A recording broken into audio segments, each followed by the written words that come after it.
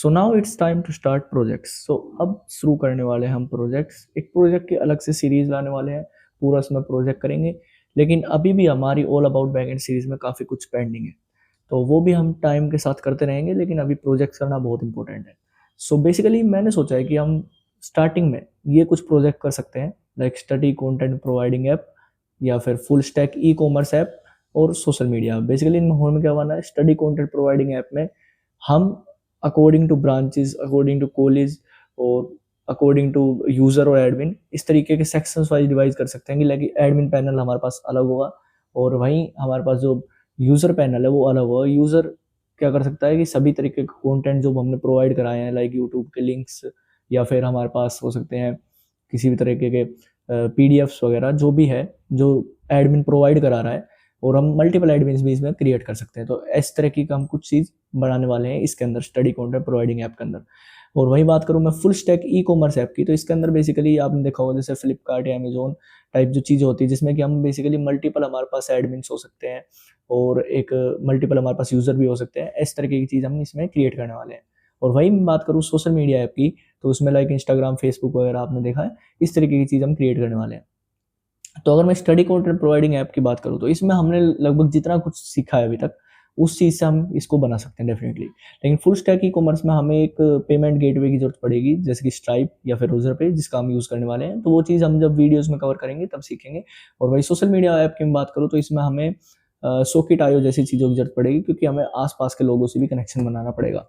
तो बेसिकली अभी के लिए हम स्टार्टिंग में इस प्रोजेक्ट से स्टार्ट करते हैं, स्टडी कंटेंट प्रोवाइडिंग ऐप से। सो इस वीडियो में जस्ट डिस्क्राइब कर रहा हूँ क्या हम स्टार्ट करने वाले हैं और क्या नहीं। तो अभी के लिए बेसिकली हम इस प्रोजेक्ट से स्टार्ट करेंगे, स्टडी कंटेंट प्रोवाइडिंग ऐप से, जिसका कुछ नाम बाद में सोच लेंगे। तो बेसिकली हमें स्टार्टिंग में 3 प्रोजेक्ट्स करने हैं। तो फर्स्टली हम इससे ही स्टार्ट करने वाले हैं।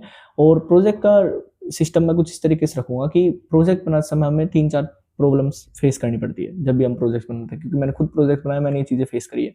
क्या रीज़न हो सकता है कि हम प्रोजेक्ट नहीं बना पा रहे हैं? बेसिकली जब मैं स्टार्टिंग फेज़ में प्रोजेक्ट बनाता था, तो मुझे भी काफ़ी दिक्कत आती थी, मैं प्रोजेक्ट नहीं बना पाता था। मैं क्या करता था, लोगों के कंप्लीट ट्यूटोरियल देखे हैं, उसके बाद भी मैंने प्रोजेक्ट नहीं बना पाया हूँ।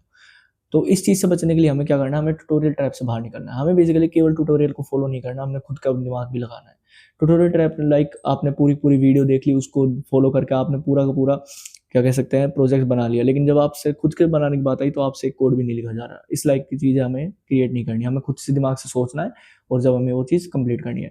और एक प्रॉब्लम ये भी होती है कि हम क्या करते हैं, शुरुआत से परफेक्ट बनाने की कोशिश करते हैं, trying to be perfect directly. ये सबसे बड़ी दिक्कत है।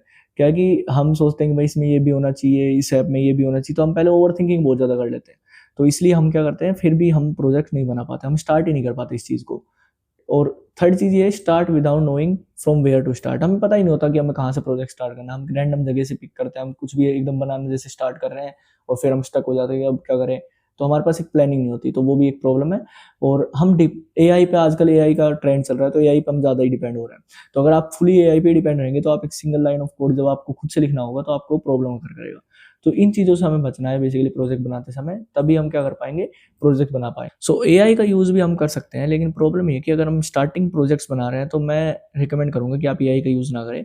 क्योंकि एआई का अगर आप यूज़ करते हैं, तो बाद में आप कुछ इस तरीके से फँस जाते हैं कि आप अपने आप से कोड नहीं लिख पाएँगे, आपको प्रॉब्लम होगी। तो इसलिए मैं रिकमेंड करूँगा कि शुरू के प्रोजेक्ट्स में आप एआई का यूज़ ना करें। बाद में आपको पता है कि एआई का यूज़ आप इसलिए कर सकते हैं कि आपका अगर रिडंडेंट काम है कुछ, कि आपको पता है हाँ, ये चीज़ तो मैं ईज़िली कर लूँगा, हाँ, फिर आप एआई का यूज़ कर सकते हैं उन चीज़ों में। लेकिन अगर आपको लॉजिक्स वगैरह बिल्ड करना है, तो मेरे हिसाब से आपको शुरू में खुद से ही प्रोजेक्ट्स बनाने चाहिए। तो नेक्स्ट वीडियो से हम इस प्रोजेक्ट के बारे में स्टार्ट करने वाले हैं। इसका पूरा देखेंगे किस तरीके से इसको बिल्ड करेंगे, इसका स्कीमा वगैरह क्रिएट करके देखेंगे और इसका पूरा स्ट्रक्चर वे में प्रोसीजर इसको फॉलो करेंगे। तो इस वीडियो में हमने केवल समझा कि क्या चीज़ हम क्रिएट करने वाले हैं। तो इस वीडियो में फिलहाल इतना ही। धन्यवाद।